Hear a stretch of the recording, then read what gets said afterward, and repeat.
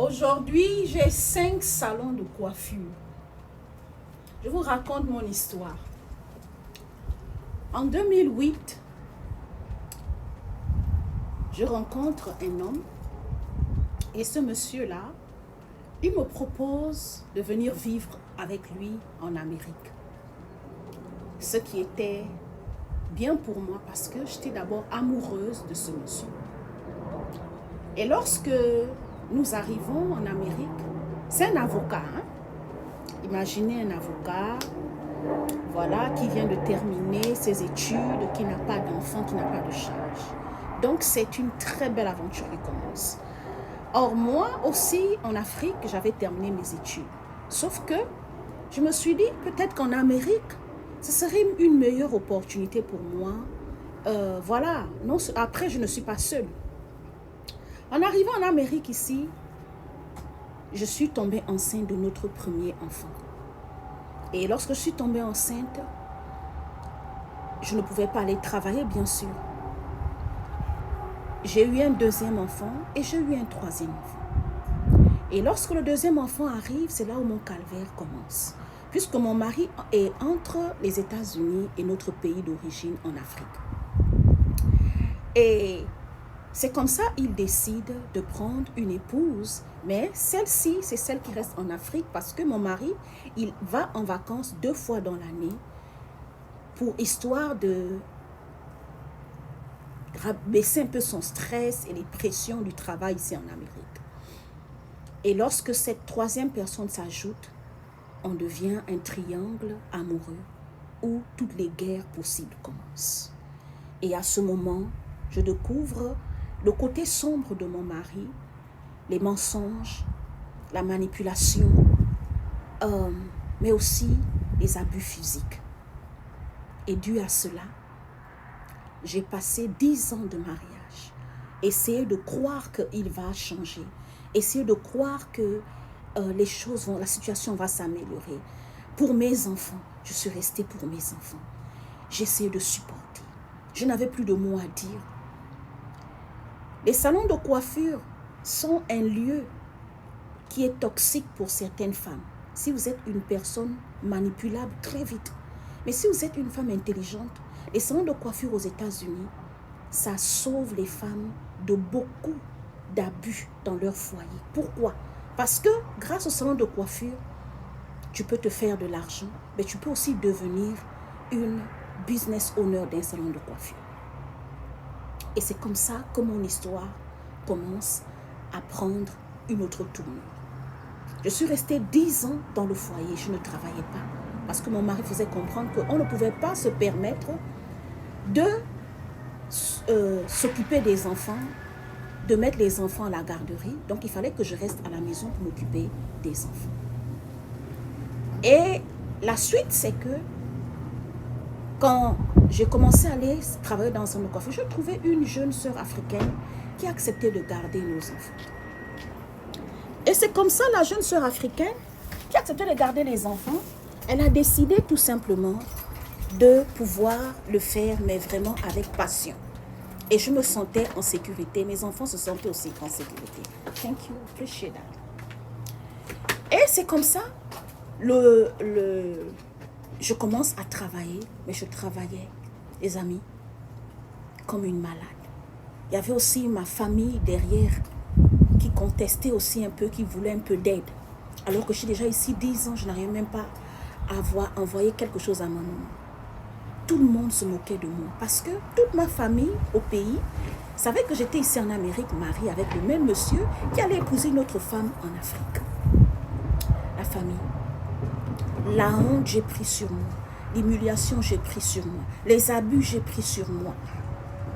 Le silence. La douleur.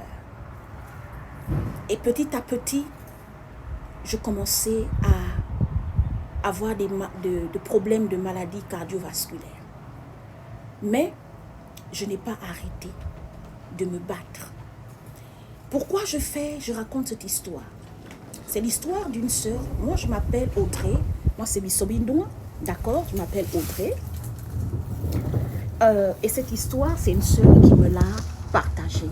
Et elle voulait que je partage cette histoire avec vous qui venez d'arriver. Si vous vivez les difficultés dans votre mariage, vous êtes africaine, francophone, vous venez d'arriver aux États-Unis, vous vivez des difficultés dans votre foyer. Les femmes, sortez, allez travailler. Cherchez des amis, des connaissances, des sœurs africaines comme vous. Il y a aussi des gens bien. Ce n'est pas tous les Africains qui sont mauvais en Amérique. Il y a des Américains bien. Priez, il y a des Africains bien. Priez pour que Dieu mette sur vous des personnes de bon cœur, de bonne intention, surtout de bon fond. Vous voyez, non? Et en allant travailler au salon, j'ai appris je me suis créé des repères au travers des femmes que je rencontrais dans ce salon de coiffure. Aujourd'hui, j'ai 5 salons de coiffure.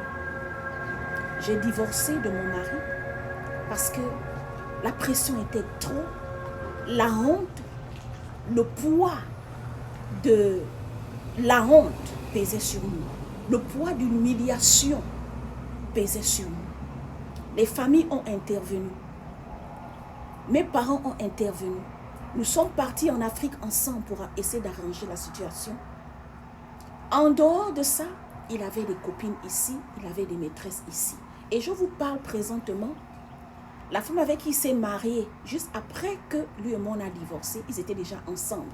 Donc il avait une maîtresse ici attitrée, avec qui on partageait les jours officieusement, au vu de tout le monde qui nous connaissait ici. D'accord, je vous rappelle que c'est un avocat, donc dans sa communauté, il est influent parce qu'il soutient beaucoup de gens quand il s'agit des papiers, des documents, d'immigration et tout. Vous savez comment les avocats aident les gens en Amérique ici.